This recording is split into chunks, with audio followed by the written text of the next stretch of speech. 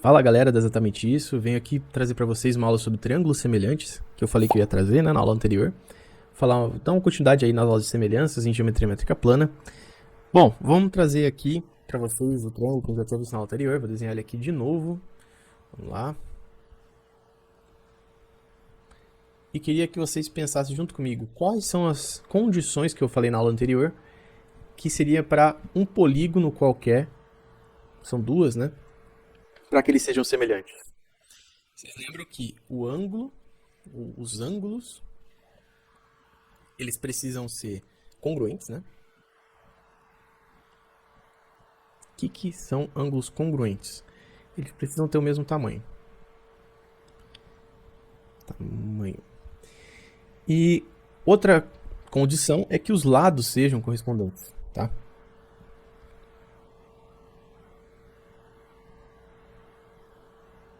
Então, eles precisam ter semelhança, eles precisam ter alguma proporção e seguir a mesma razão de proporção. Então, vou colocar razão aqui de semelhança.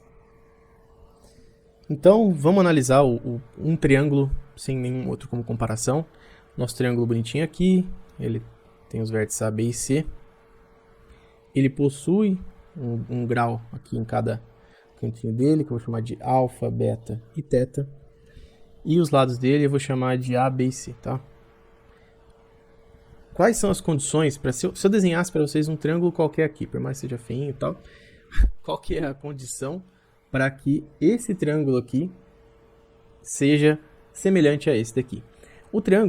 Os triângulos, né, eles possuem uma propriedade que é bastante interessante por dois motivos. Porque ele facilita as contas, às vezes você só tem algumas partes das medidas do triângulo que você já pode concluir as outras por causa dessa proporção dele. Uma das principais é saber que os ângulos internos de um triângulo, alfa mais beta mais teta, tem que somar 180 graus, tá? Então, se você somar sempre os ângulos internos de um triângulo, tem que somar 180. Logo, se a gente souber dois ângulos aqui, e eles forem proporcionais, vamos supor que eles sejam alfa e beta aqui também, você concorda comigo que automaticamente aqui também é teta? Porque vamos supor que não é teta aqui ainda, a gente não sabe, putz, tá faltando um ângulo.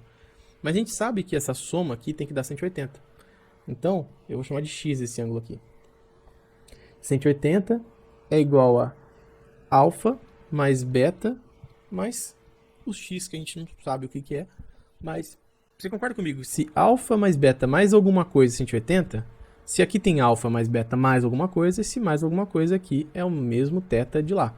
Então, se você tiver faltando um ângulo dentro de um triângulo, a gente já consegue definir subtraindo os outros dois de 180. Então, vamos para um caso prático aqui.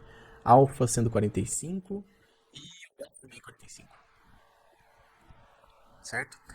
Se a gente utilizar, então, agora a medida aqui dos ângulos internos, 180 é igual a 45 mais 45 mais o teta, que a gente não sabe quanto que é, mas a gente pode encontrar agora sendo 90. Porque subtraindo os 90 daqui, né? Porque 45 mais 45, 90. Subtraindo aqui, a gente encontra os 90 graus do teta. Beleza, então a gente já sabe que se a gente souber os ângulos internos, já valida como semelhança. Porque você vai manter, independente se o triângulo for muito menor, muito maior, ou até igual, né? Ele vai existir uma razão de semelhança automaticamente por causa dos ângulos. Assim como, se você tiver as medidas dos lados, se eles forem proporcionais, automaticamente os ângulos também são. Então, se a gente não soubesse esses ângulos aqui, vou apagar aqui. A gente não sabe os ângulos do triângulo, tá? Vou apagar isso aqui. Mas a gente sabe que A, B e C, vou colocar aqui D, E e F. A gente sabe que todos os lados eles seguem a razão de semelhança que a gente viu na última aula. A está para D igual. A razão que está do lado AD é igual à razão do B para o E, que é igual ao C para o F. Logo, existe a razão aqui de semelhança. Então, ele é, sim, um triângulo semelhante. Então, automaticamente, os ângulos também são iguais entre eles. E a gente pode concluir que o triângulo é semelhante. Então, existem 3 casos, eu vou trazer para vocês aqui, de evidência de congruência. Que é o ângulo-ângulo, que eu falei para vocês aqui, se a gente tiver 2, a gente já encontra o terceiro e já conclui que os triângulos são semelhantes, né?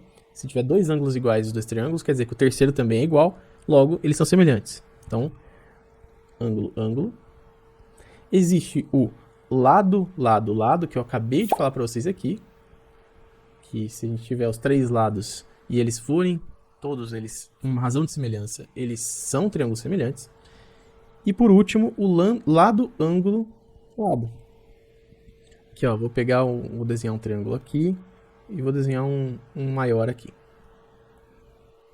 Se a gente souber que existe uma razão de semelhança, a gente só tem, imagina que a gente só tem 2 medidas do triângulo, a gente não sabe quanto é esse daqui, a gente sabe o alfa, a gente sabe que aqui também é alfa. Opa, aqui é L3. E aqui L4. Se existir uma razão de semelhança entre L1, L3, L2, L4, então L1 está para L3, assim como L2 está para L4, a gente, e eles tiverem o ângulo entre eles igual, a gente sabe que ele só expandiu. Que esse L, vou chamar de LX e LY aqui, tá? A gente sabe que vai existir também, automaticamente, LX para LY. A gente já vai saber também que os ângulos aqui são iguais.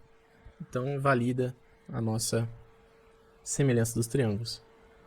Pode parecer um pouco confuso, mas é bem mais simples do que parece, tá?